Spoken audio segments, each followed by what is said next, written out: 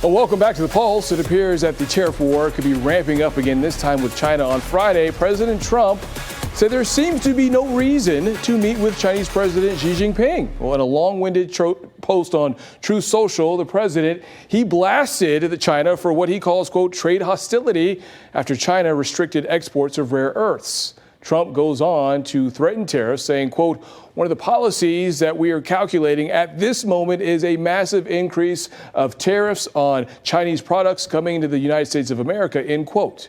The post caused stocks to plunge, with the Dow losing nearly 900 points. So with all the talk of tariffs, is this hurting America's standing on the global stage? Now, joining us to discuss this is Jan Griffiths, president and founder of Gravitas Detroit, and the host of the Automotive Leaders Podcast. Jan, it is always a pleasure to have you here. Great to be here. On the Pulse. Welcome back. How are you this evening? I'm good, thank you. So let's talk tariffs here, because first and foremost, let's talk about this back and forth with China. And we saw stocks take a hit almost immediately. So what does this mean for people who maybe have, for their 401k, for people who, are regulars in the stock market? How much of an impact are we talking here? Well, in terms of the stock market, of course, who can predict the stock market, right? But the stock market reacted today because of the level of uncertainty. You've got two global superpowers fighting. Mm-hmm. And what you have to look at the overall timeline. So let me take you back for a moment. Do you remember several months ago, there was the 90-day pause with China? Yes. Then there was another 90-day pause with China. Well, that timeline ends on November 10th. Okay. Right? We got another month. Now, President Xi of China announced these additional government permits that he wants to put on lithium-ion batteries and materials in the battery supply chain with an effective date of November 8th. Okay. Right? Then the meeting that President Trump is saying, okay, then I'm not going. I'm not going to the talks. That meeting is an APEC summit in South Korea that is scheduled for October the 31st. So you see how all this is lining up.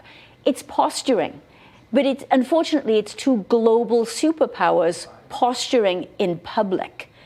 The fallout of this is businesses, American businesses, because American businesses, as we know, have to pay the tariffs on any goods that we bring in from China. And then who pays the ultimate price? The consumer. Right. So for a lot of states that are trying to bring international business here, is this a good look? Is this a bad look? Does this even matter?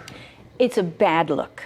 Because when you're talking about trade negotiations, these are very, very complex negotiations, and you're building relationships for a long period of time.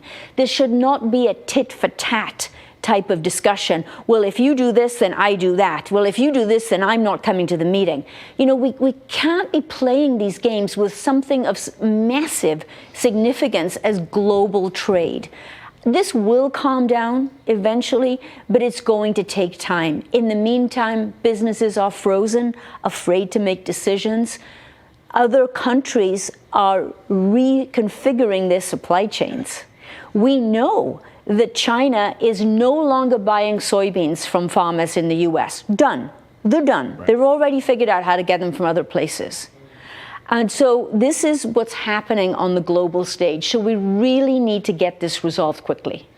I think a lot of people are probably hoping that this is resolved right before we get to Black Friday and Cyber Monday, because this may have a big impact on how people buy their gifts for the upcoming holiday season. Is it too early to panic, or should people really start to say, hey, look, maybe I need to be creative with how I get things for my family this year? I would say buy early, really, because the products that are in the stores right now, obviously, they're already here. And most retailers will have warehouses that are already stocked full of product. So you may not feel it too much, but the closer you get to the holiday, the greater that risk is that you're going to be buying inventory that will be subject to that tariff. Yeah, it's tough because we're in a state of uncertainty. Yes. But Do you see, it seems like we've always seen things end on a high note or something encouraging. Do you see anything encouraging in the immediate?